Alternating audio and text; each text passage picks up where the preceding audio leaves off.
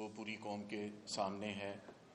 और कल जिस तरह से इन्होंने ओवरसीज़ पाकिस्तानी जितने भी लोग थे जो कि पाकिस्तान के अंदर पाकिस्तान तहरीक इंसाफ को डोनेशन करते रहे हैं, उनके किरदार को किस तरह से इन्होंने मेलाफाइड किया है।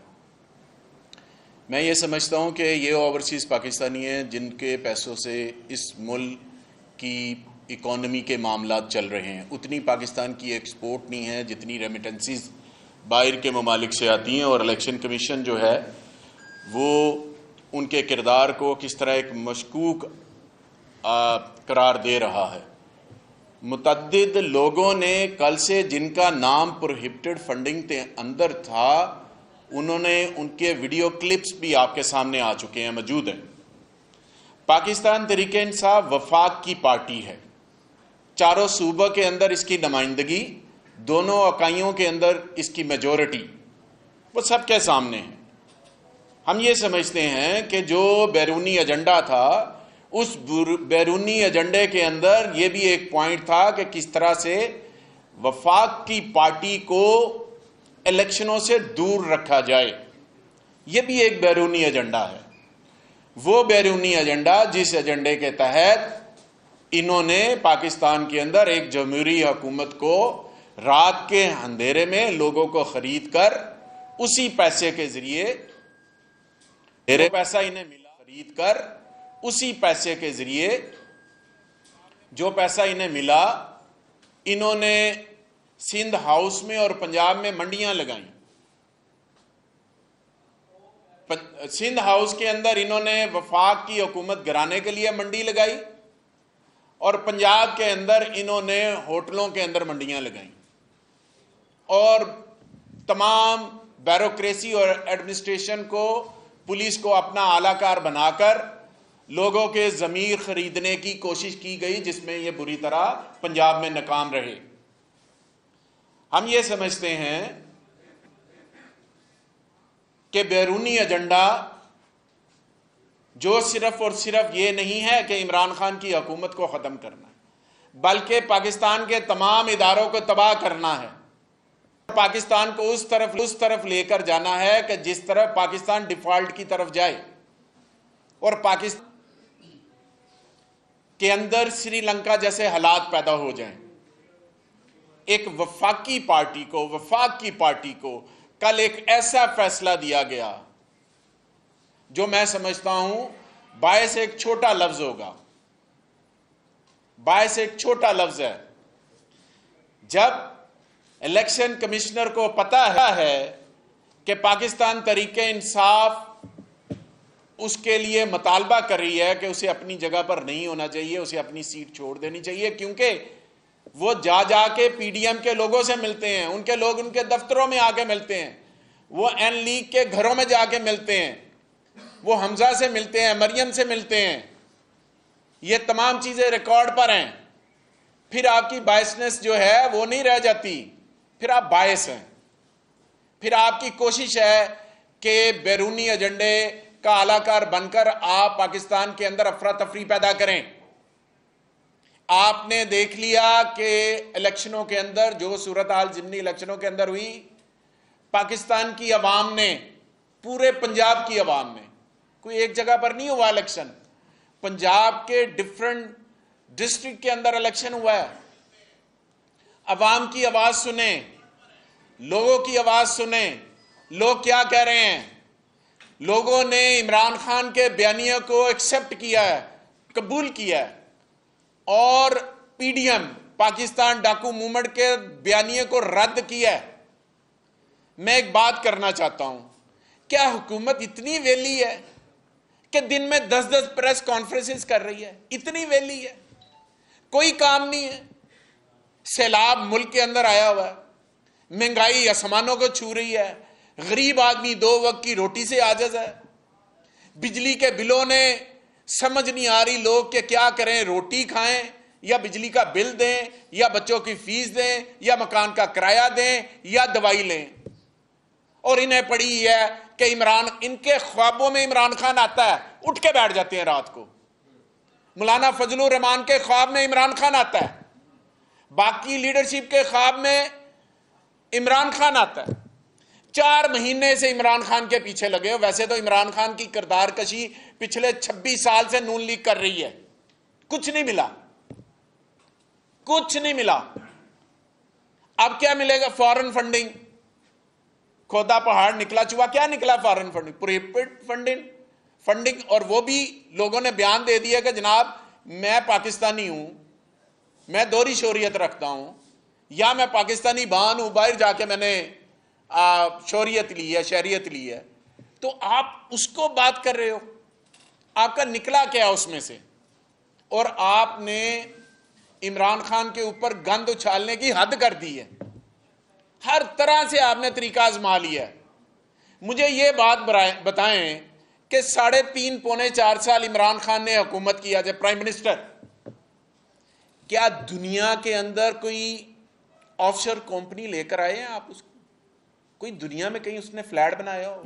कहीं पाकिस्तान के अंदर इमरान खान ने कोई जायदाद बना ली हो, कोई अपने बेटों के नाम शिफ्ट कर ली हो? अब बताएं तो सही ना। जब हम आपसे पूछते हैं तो आप उसका जवाब नहीं देते। आप कतरी खत ले आते हो, आप कैलबरी फोंट ले आते हो, कभी आप कहते हो मेरी इंग्लैंड, क्या पाकिस्तान में कोई जायदाद नहीं है? ये क्या हो रहा है? 10-10 प्रेस कॉन्फ्रेंसेस कर रहे हो, असेंबली के, कौमी असेंबली के इजलास करते हो, तो ऐसे कवानीन मंजूर करवाते हो ताकि आपकी औलादों के ऊपर भी कोई करप्शन का केस ना बने, जिनके अंदर आपने अकाउंट के अंदर जिनके अंदर आपने सारी दौलत शिफ्ट की है। आपने नैब को खत्म कर दिया, आवाम के खून पसीने की कमाई से अदारा बना था, आपने खत्म कर दिया। इसलिए क्या मुझे साथ यह भी बता दिया जाए, एक इजलास में, आप तमाम सहाफियों से भी मेरी रिक्वेस्ट है, एक इजलास किसी ने कौमी असेंबली के अंदर यह बुलाया गया हो कि अवाम बड़े कर्ब से गुजर रही है, महंगाई से गुजर रही है, आए ऐसी कानून साजी करें या ऐसा पैकेज लेकर आए कि जिससे अवाम को रिलीफ मिले? चले वही बता दें हमें।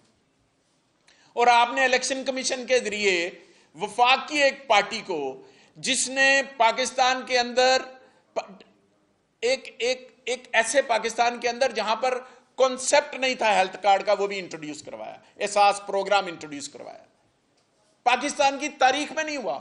डेवलप कंट्रियों में, ये अंडर डेवलप कंट्री है जिसके अंदर कोई सोच ही नहीं सकता कि इतना जबरदस्त प्रोग्राम गरीबों के लिए किया गया। इनको क्या तकलीफ थी?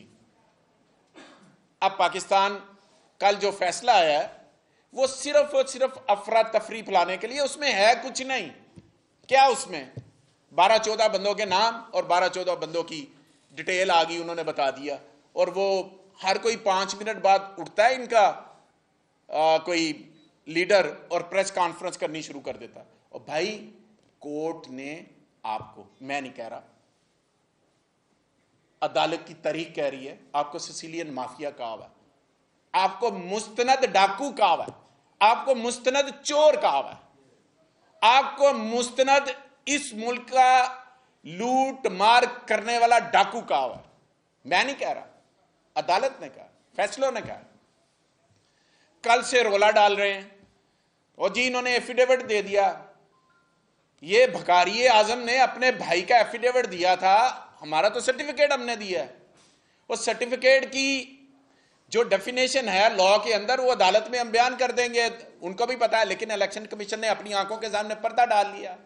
रात के अंधेरे में 2 लाइनें और डाल के, वो जिस तरह आज फवाद चौधरी साहब ने कहा कि फरमाइशी प्रोग्राम 2 लाइनें डाल के वो भी डाल दिया ताकि मजीद अदालत, भाई आप ले जाएं अदालत में, हम जाएंगे अदालत में, अब आपने जो करना है कर लें। एक्चुअली मसला कहां से शुरू हुआ है? मसला बैरूनी एजेंडा, और बैरूनी एजेंडे की नफी कर दी पंजाब की अवाम ने, और उसके रिजल्ट ने पीडीएम की दुम के ऊपर पांव रख दिया। पीडीएम की दुम के ऊपर पांव आ गया। समझ नहीं आ रही कि सबको साथ मिलाकर भी रिजल्ट को चेंज नहीं कर सके। अवाम ने रद्द किया, बुरी तरह रद्द किया। और तमाम के तमाम इनके चेहरे देखा करे जब ये आपस में बैठे होते हैं, ये खुश इस बात पे होते हैं आज हमने नैब का ये भी कवानीन उठा दिए, गिरा दिए, हटा दिए, अमेंडमेंट कर दी। और बाप बेटे के ऊपर क्या लग रही है? फर्दे जुर्म लग रही है।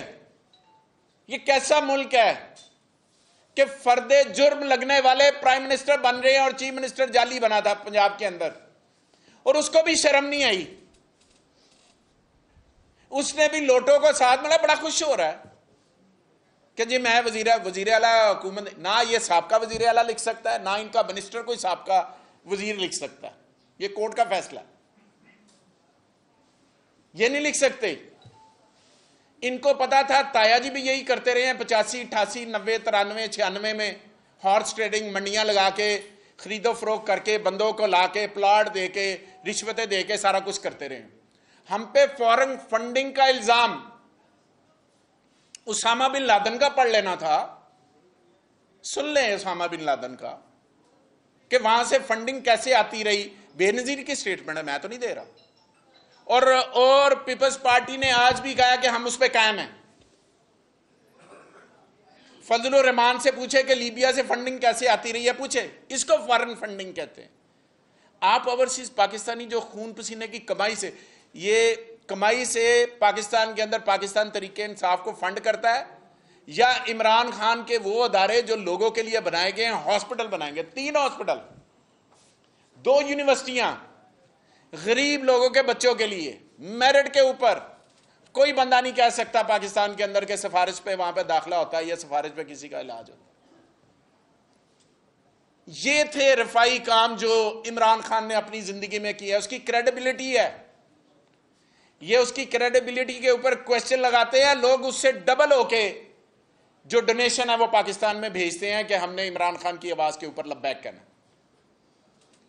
हम ये समझते हैं कि इलेक्शन कमीशन ने कल जो फैसला दिया है वो सरासर बदनीति पर मबनी है और किसी को खुश करने के लिए दिया है।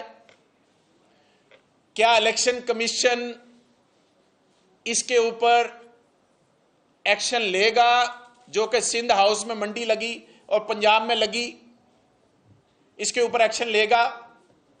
क्या इसके ऊपर भी कभी एक्शन होगा कि जो बाहर से फंडिंग इन जमातों को आती रही है? हमारा तो एक एक अकाउंट वाया चैनल के पैसे, बैंकिंग चैनल के जरिए पैसे आ गए। इनके पूछें, जब अदालत ने यह कहा कि तीनों पार्टियों का इकट्ठा फैसला करे ताकि लोगों को पता करे, कंपैरिजन हो, मुआवजा हो, तो तीनों का नहीं किया। इन्हें जल्दी थी करने की। भाई इससे भी कोई बदतर आप फैसला कर लेते। आप अवाम के चेहरे जज्बात देखें और पढ़ें। आप देखें कि लोग इमरान खान के साथ किस अंदाज में खड़े हैं। हम इस इलेक्शन कमीशन पर अदम एतमाद करते हैं और हमारा मुतालबा है कि पूरे इलेक्शन कमीशन को फौरी तौर पर तब्दील किया जाए और पाकिस्तान के अंदर फौरी तौर पर नए इलेक्शन का इनेकाद किया जाए ताकि एक नए मैंडेट के साथ जमहूरी हुकूमत आए, ना कि बुरूनी ताकतों के जोर पर आलाकार बनकर डॉलर लेकर पाकिस्तान के सियासी मामलात में मुदाखलत करके अवाम के जो मैंडेट को पैरों तले रोंद के आए। हम इस तरह का नहीं चाहते। हम चाहते हैं कि एक वो हुकूमत आए जो अवाम की हकीकी नुमाइंदा हुकूमत हो। बहुत शुक्रिया जी।